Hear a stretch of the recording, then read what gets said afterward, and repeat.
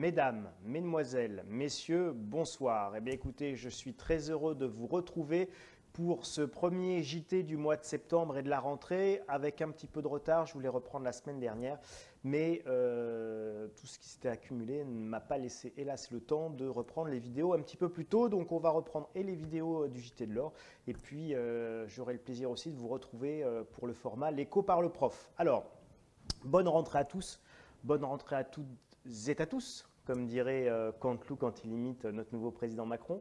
Et donc bonne rentrée sociale, évidemment, puisque l'actualité va être marquée par des manifestations, des protestations, des contestations autour de la loi travail, des réformes qui sont menées par le gouvernement. Donc ici, le but n'est pas de savoir si c'est bien ou si c'est mal, simplement de regarder factuellement les conséquences. Donc évidemment, un climat qui ne va pas être forcément très très bon pour le moral des Français, qui va susciter des inquiétudes. Et donc ce climat d'inquiétude, eh bien, il est toujours porteur par rapport à la demande de métaux précieux, à la demande d'or. Donc voilà, ça c'était pour le petit postulat de départ. On va passer au sujet suivant. Donc il y a un petit rappel simplement de l'évolution des cours de l'or. Donc là c'était juste avant les vacances, le 28 juillet. Donc c'était toujours, on était sorti de ce tunnel. On avait eu un mouvement baissier, on s'était rapproché. Donc regardez ce qui s'est passé évidemment pendant cet été pour ceux qui n'auraient pas suivi. Eh bien, on était sorti du tunnel. On va repasser sur l'autre diapositive. Et donc on est revenu après le mouvement baissier qui était là, sur la diapo précédente. En fait, on était à ce niveau-là. On est revenu dans notre canal haussier. Et là, on est vraiment sur le support très bas du canal haussier. Alors, on a tenté d'en sortir, je pense qu'on va rester dedans et on va rester dedans grâce à notre meilleur allié du moment. Je vous présente Rocketman, le grand copain de Donald Trump. Voilà, donc Rocketman qui est le président et le dirigeant nord-coréen et qui a répondu aujourd'hui, donc on est vendredi. Et donc, il a répondu, Rocketman, le dirigeant nord-coréen, a répondu aux menaces de Donald Trump que Donald Trump avait pu faire lors de son discours à la tribune de l'ONU. Et il a dit, je vais faire un énorme essai atomique en plein dans le Pacifique. Bon, bref, donc le ton monte entre la Corée du Nord et les États-Unis. Eh bien, retour des inquiétudes géopolitiques. Donc immédiatement, l'or, évidemment, lui aussi remonte un petit peu. Et donc, on sait que tout ça, c'est assez corrélé. Quand on a peur, il y a deux choses qui montent. Il y a l'or qui monte et le dollar qui monte. D'accord? Donc, retenez bien, le dollar monte parce que c'est le flight to quality et que les États-Unis restent la plus grosse armée du monde. Donc, paradoxalement, quand on a très très peur et quand les investisseurs ont peur, ils achètent de l'or et ils achètent du dollar. C'est ce qui se passe à chaque crise ou à chaque moment de crainte paroxystique sur le front géopolitique. Donc, retenez bien ces deux règles-là. Elle fonctionne très très bien et c'est ce qui régit le fonctionnement de l'économie et des flux financiers en période de crise. Voilà pour notre ami Kim Il-sung. On va passer au sujet suivant. Et donc, j'ai beaucoup de questions, vraiment beaucoup de questions sur qu'est-ce que je fais comme portefeuille de pièces d'or, qu'est-ce que je mets dedans, quelles pièces je choisis. Alors, en cette rentrée et pour vous permettre de prendre les meilleures décisions et puis pour alimenter votre réflexion, eh bien, je vais partager avec vous mon point de vue ou ce que je dis assez souvent, ou ce que je réponds assez souvent aux internautes et aux lecteurs qui me posent la question. Alors, qu'est-ce qu'on met dans son portefeuille? On va regarder un petit peu rapidement. Je fais une digression sur le classement de l'APMEX. L'APMEX, c'est un site nord-américain. Alors vous allez me dire, oui, mais quel est le rapport avec le fromage français? Et justement, vous allez voir, c'est très intéressant. C'est l'un des plus gros sites de vente, pour ne pas dire le plus gros site de vente aux États-Unis, de pièces d'or. Donc évidemment, il a une très bonne vision du marché nord-américain, USA et la partie anglophone, voire même francophone du Canada. Ce qu'il y a de passionnant dans ce classement, c'est alors évidemment, on retrouve soit les pièces américaines, soit les pièces canadiennes en premier. Et on retrouve la pièce 20 francs français, qui est dans ce classement en 8e position devant le Vreneli suisse est devant le 20 francs suisse. C'est très important. Ça veut dire que, pour la suite de notre raisonnement, le plus gros site américain classe 8e pièce la plus négociée aux États-Unis, le Napoléon 20 francs. Retenez bien ça, c'est très important. Le Krugerrand, lui, est classé 4e et donc évidemment devant on retrouve les Gold American Eagle et les Gold American Buffalo et puis la Maple Leaf canadienne. C'est assez logique, on est sur le marché nord-américain. Ça veut dire quoi? Première conséquence, qu'est-ce qu'on doit retenir? 1. Les pièces les plus négociées sont en fonction de votre marché national. Si vous êtes aux États-Unis, la pièce la plus négociée, ce n'est pas le Krugerrand et ce n'est pas le Napoléon, c'est les American Eagle. Quand vous êtes en France, les pièces les plus négociées, c'est ni les American Eagle, ni les Krugerrand, c'est évidemment les Napoléons et on va y revenir après. Donc, en fonction de votre marché, vous avez des particularités locales. Et ces particularités locales, eh bien, les gens ils vont vers les pièces qui historiquement leur parlent le plus. Donc les pièces américaines quand on est aux États-Unis, les pièces canadiennes quand on est au Canada, les souverains britanniques quand on est en Britannie, les Reichsmark quand on est en Allemagne, et évidemment le Napoléon 20 francs quand on est en France. Et puis quand on est sud-africain, on n'achètera pas un American Eagle, on n'achètera pas un Napoléon français, on achètera évidemment un Krugerrand. Donc ce classement, il est très très important. On va passer au sujet suivant, les Napoléons. Et donc là, je vous ai juste pris les quantités de Napoléon qui ont été frappées. Alors ça ne veut pas dire que ce sont les quantités de Napoléon qui sont négociées aujourd'hui, mais on parle de centaines de millions de Napoléons. Ça veut dire quoi? Ça veut dire qu'il y a beaucoup d'échanges, beaucoup de flux, que ce sont des pièces qui sont demandées, et ce sont des pièces qui sont liquides. Parce qu'à un moment donné, quand on parle de mettre des pièces dans son portefeuille, il faut mettre des pièces qui sont liquides. Une pièce trop rare est une pièce qui n'est pas liquide. Par définition, les pièces les plus liquides dans chaque pays sont les pièces les plus négociées dans chaque pays, et je vous renvoie à ce que je vous disais juste avant, eh bien ce sont les pièces qui sont les plus utilisées dans chacun des pays. Et donc encore une fois, c'est la croix suisse, c'est le 20 francs suisse, le Vreneli quand on est en Suisse, c'est le 20 francs Marianne Koch, Napoléon quand on est en France, c'est les American Eagle quand on est aux États-Unis, c'est le Krugerrand quand on est en Afrique du Sud, les nuggets, etc., quand on est en Australie, etc., etc. Je ne vais pas toutes vous les citer. Mais gardez bien ces ordres de grandeur, ça vous donne une idée de la profondeur du marché du Napoléon en France. Ça vous donne également un aperçu du fait que quand on vous parle, quand les gens vous parlent du louis d'or, du Napoléon, de la pièce d'or, tout le monde les a vus monter en bague, monter en collier, dans les bas de laine de la grand-mère, du grand-père, ils en ont hérité, ils en ont touché, ils en ont revendu. Bref, le Napoléon est une pièce très connue en France. On va passer à l'écran suivant. Et donc, je vous disais, l'un des grands principes, c'est de diversifier votre patrimoine et votre portefeuille de pièces d'or. C'est très important. N'en achetez pas qu'une seule référence, jamais. Alors, il y en a qui vont être tentés de faire que de l'American Eagle, d'autres qui vont vouloir faire que du Krugerrand, ou même d'autres qui vont vouloir faire que du Napoléon. Moi, je suis un grand fan du Napoléon parce que je pense que c'est la pièce la plus utilisée en France et que c'est surtout une valeur faciale, enfin une valeur de revente entre 200 et 250 euros qui est très adaptée à tous les scénarios et à tout ce qui pourrait se passer, y compris le fait même de devoir payer des services ou des biens avec ces pièces-là. Mais ça j'y reviendrai. Donc, le premier point, c'est que vous adaptez votre portefeuille à votre localisation géographique. Je pense que vous avez bien compris, des pièces américaines quand on est en Amérique, des pièces françaises quand on est en France, des pièces sud-africaines quand on est en Afrique du Sud, etc. etc. On adapte son portefeuille à ses centres d'intérêt, à ses scénarios d'avenir.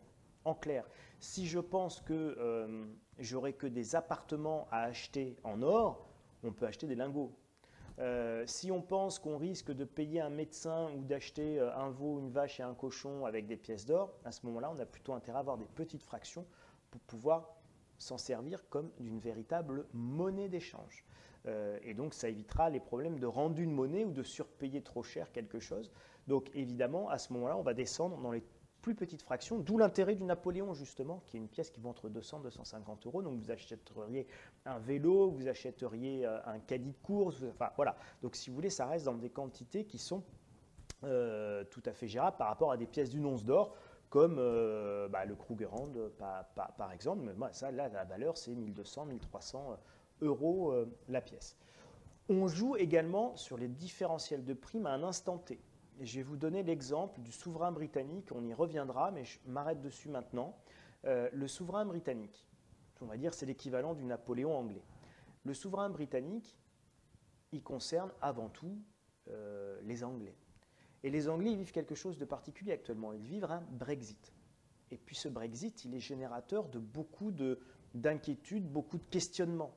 Il y a des fois, on est très inquiet, d'autres fois, on est moins inquiet. Il y a des moments, les négociations patinent, à d'autres moments, elles peuvent même s'aggraver, etc., entre le Royaume-Uni et l'Union européenne. Donc, quand on ne sait pas comment ça va se passer, on a des moments d'inquiétude. Ces moments d'inquiétude, ils ne sont pas linéaires dans le temps. Des fois, c'est très paroxystique et d'autres fois, il y a plutôt, comme actuellement d'ailleurs, au moment où je fais cette vidéo, la situation est plutôt relativement calme sur le front des négociations concernant le Brexit entre les autorités britanniques et l'Union européenne.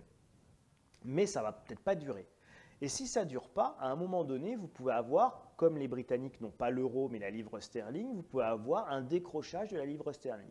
Si vous avez un décrochage de la livre sterling, vous pouvez avoir une panique chez les Anglais. S'il y a une panique chez les Anglais ou une inflation très forte importée en raison de la baisse de la monnaie, qu'est-ce qui va se passer? Eh bien, les Anglais, naturellement, vont acheter un peu plus d'or. Qu'est-ce qu'ils vont acheter comme or? Ils vont acheter du souverain. Ils vont acheter leur pièce à eux, le souverain britannique. Ça veut dire quoi? Ça veut dire qu'à un moment donné, le marché va se faire assécher de souverains parce que la demande, ponctuellement, momentanément et localement, c'est-à-dire en Angleterre, sera très forte pour le souverain.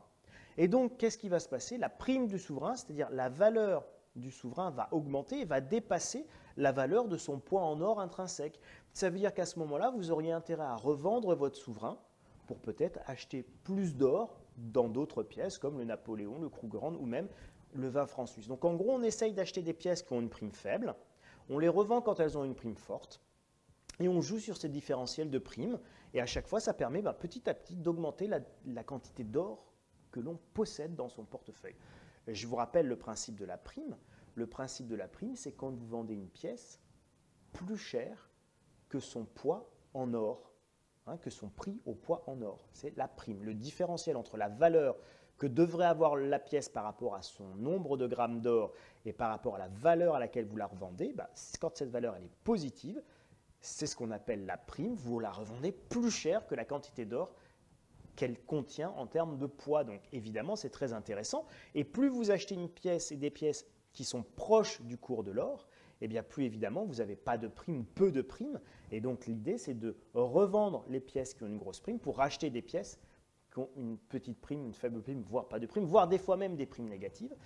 Et donc là, c'est très intéressant parce que vous augmentez votre quantité d'or en faisant ces arbitrages.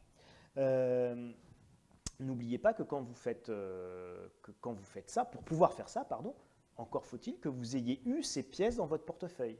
D'où l'intérêt du point 1, de ce grand titre, de diversifier justement son portefeuille.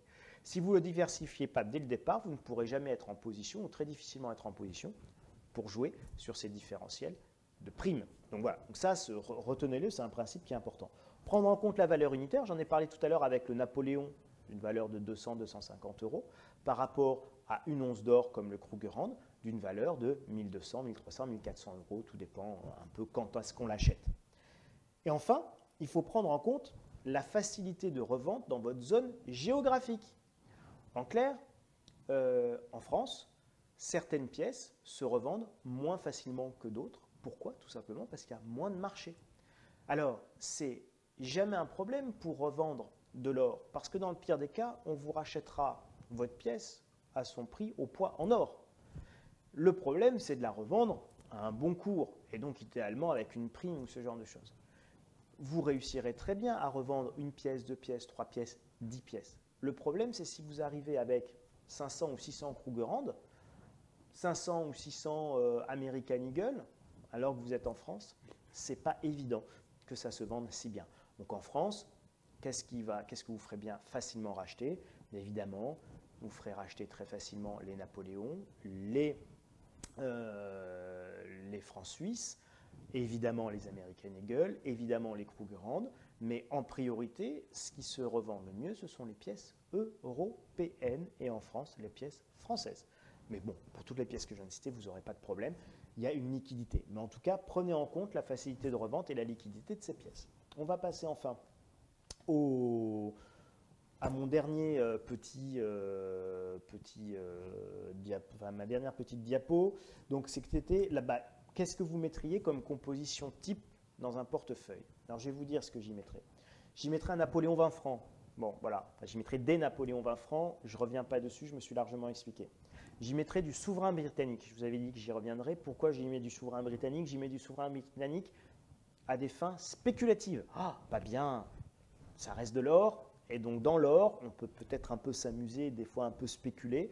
Et donc, l'intérêt du souverain britannique, évidemment, c'est de spéculer ou c'est de jouer sur les difficultés que va occasionner le Brexit, qui va être une négociation qui va s'étaler dans le temps, avec encore, je vous dis encore une fois, des moments d'inquiétude paroxystique et puis des moments de grand calme.